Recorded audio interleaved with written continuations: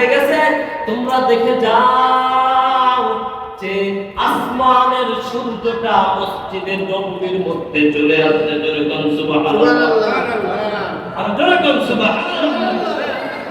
সাহাবীরা চলে আসলেন, এলাকার লোকজন চলে আসলেন। কিয়ামত হয়ে গেছে, কি হইছে? মসজিদে নববীতে আসলেন, এসে দেখলেন আমার পয়গম্বর মসজিদে বসে আছে। কে বসে আছে? আমার পয়গম্বর বসে আছে। পয়গম্বর যে রাস্তা দিয়ে হাঁটতেন, ওই রাস্তার মধ্যে 40 দিন পর্যন্ত সুঘ্রাণ হয়ে থাকতো। পয়গম্বর যে রাস্তাটা হাঁটতেন, মানুষ জানতে পারতো, শিশুরা জানতে পারতো, মহিলারা মেয়েরা জানতে পারতো। পয়গম্বর যখন রাস্তা দিয়ে হাঁটতেন, রাস্তার মধ্যে এত খুশবু, এত ঘ্রাণ, যুবতী মেয়েরা, ছোট বালক, ছোট বাচ্চারা, যুবকরা, বৃদ্ধারা আমার নবীর ওই সুন্দর মায়ার চেহারা দেখার জন্য সকলে রাস্তায় চলে আসতো। জোরে বল সুবহানাল্লাহ। ইমামুল আউয়ালিনা আখিরিন ফারসাদকা রাহমাতাল লিল আলামিন সাইয়্যিদুল কাউনাইন খাতমুল মুরসালিন আখিরাতুদ ফখরুল আউয়ালিন শুধু ওয়াজুদাত রাহমাতাল লিল আলামিন তসজিদে বুশুদ আমারো ইয়া জমিন। আসমানের নিচে জমিনের উপরে আমার নবীর চেয়ার আদর্শবান ব্যক্তি দুনিয়াতে আর ছিল না। আমার নবী পয়গম্বরকে পরীক্ষা করার জন্য এক ইহুদি একদিন আসলেন। যে মানুষের মুখের মধ্যে শুনি যে আব্দুল্লাহ ছেলে মুহাম্মদ জাদু করবে, সে নাকি জাদু বিদ্যা জানে। সে কেমন জাদু জানে? আজকে আমি একটু চেক করব, তাকে একটু পরীক্ষা করব। ওই ইহুদি হাতের মধ্যে এক মুঠ বালি নিয়ে আসছেন হাতের মধ্যে। এসে এবার জিজ্ঞেস করেন যে মুহাম্মদ নাকি সব জানে, বলতে পারে?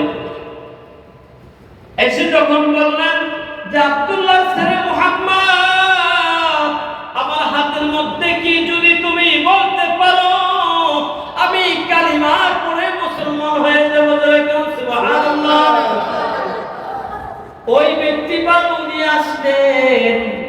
আবার নবী মায়ার নবী বললেন, তোমার হাতের ইহুদি ভাই, তোমার হাতের মধ্যে কি আছে আমি বলবো না, তোমার হাতের মধ্যে কে আছে সেই নিজে বলে দিবে।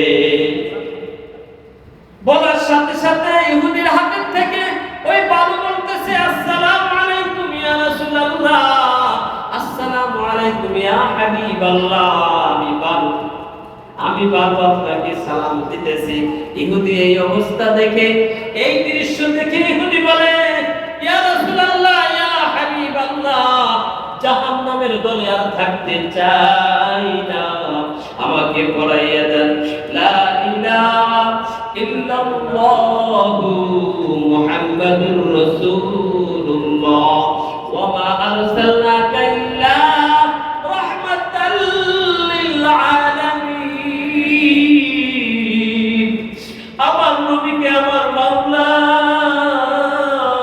দুনিয়ার মানুষের জন্য নবী বানান নাই, আমার নবীকে গোটা দুনিয়ার গাছের জন্য নবী বানাইছেন, মাছের জন্য নবী বানাইছেন, গোটা দুনিয়ার মাখলুকের নবী ছিলেন।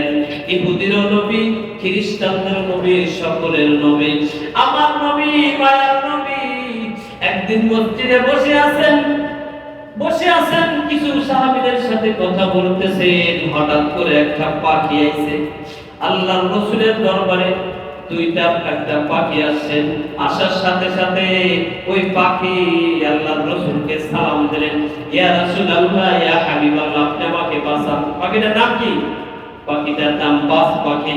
এরপরে আরেকটা পাখি আসছে, এই পাখিটার নাম হলো গাছ পাখি। দেখবেন একটা পাখি আছে, গাছ কি করে? গাছ উড়াইয়া বাসা বানায়। ওই পাখি বললেন, ইয়া রাসূলুল্লাহ, ইয়া হাবিবাল্লাহ, আপনি আমাকে বাঁচান, আমাকে পাখিটা খেয়ে ফেলবে। এবার বাস পাখিটাকে হাতের মধ্যে দিয়ে আমার নবী সুন্দর করে আদর করে ছেড়ে দিচ্ছে, যাও তুমি চলে যাও। এবার বাকি আছে কোনটা? গাছ পাখি, যে তাকে খাওয়াইতেছে। ওই পাখিকে কি খাওয়ার জন্য? কিসের জন্য? খাওয়ার জন্য। গাছ পাখিতে হাতে নিয়ে আমার দয়ার নবী, আমার মায়ার নবী ডাক দিয়ে বলে, পাখি রে, তোর কিসের জন্য তাকে তাড়া করছো? পাখি ডাক দিয়ে বলতেছে, ইয়া রাসূলুল্লাহ, ইয়া হাবিবাল্লাহ, আজকে কয়েকদিন যাবত কিছু খাই না, পেটের মধ্যে অনেক ক্ষুধা। আমার নবী ডাক দিয়ে বলেন, তোর পাখি না, তুই আমার মুখের থেকে গোশত খা, তোর যত মনে চায়। আমার নবীকে কোন মায়ার নবী ছিলেন, ওই পাখিকে বলতেছে, আমার মুখের দিকে তুই গোশত খা, তোর যত প্রয়োজন, তোর খিদা নিবারণ কর। গাছ পাখি বলতেছে, ইয়া রাসূলুল্লাহ, ইয়া হাবিবাল্লাহ, আপনার এই সুন্দর চেহারা দেখে, এই নুরানি চেহারা দেখে আমার পেট ভরে গেছে। জোরে বলুন সুবহানাল্লাহ। আপনার এই সুন্দর চেহারা মুবারক দেখে আমার খিদা নাই। পাখিটা চলে গেলেন। আমার নবীকে পাখিতেও চিনছেন, গাছে চিনছেন, মাছে চিনছেন। আমরা উম্মত হয়ে আমার নবীকে আমরা চিনতে পারলাম না। ও আমার যুবক ভাই,